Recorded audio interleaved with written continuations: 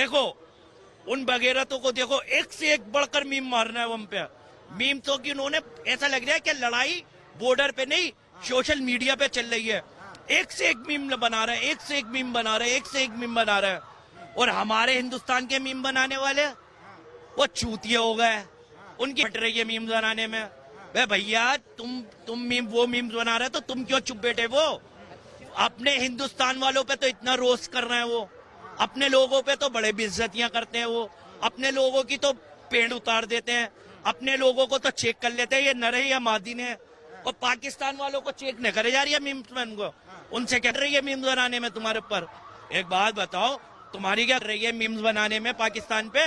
भाई खुले मीम्स बनाओ, ऐसे ऐसे मीम्स बनाओ वगैरह देखे तो जलील हो जाए। अभी तो उनके मीम्स देख देख के हम जलील हो रहे हैं। वो प्राइम मिनिस्टर कौन है पाकिस्तान का, क्या नाम है उसका? शहबाज शरीफ। शहबाज शरीफ है वो, मुझे तो कहीं से भी शरीफ नहीं लगता भाई। वो खड़ा होके बताओ क्या कह रहा है, चाय पिला दो अदरक की, और बराबर में हमारे मोदी जी चाय बना रहे हैं, ले भाई चाय पी चाय पी चाय पी।